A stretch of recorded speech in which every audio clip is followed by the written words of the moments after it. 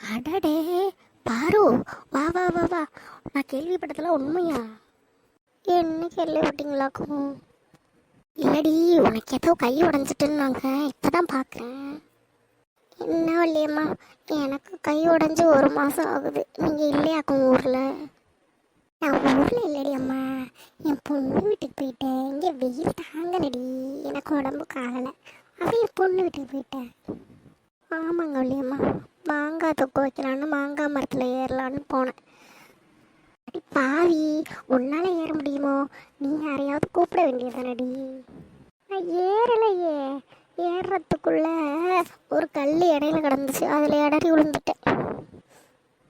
அல்லா சொன்னப்போ வித்தார கல்வி வரவடிக்க போனாலாம், அங்கே கத்தாழ முள்ளு கொத்தோட கொத்துனுச்சான்.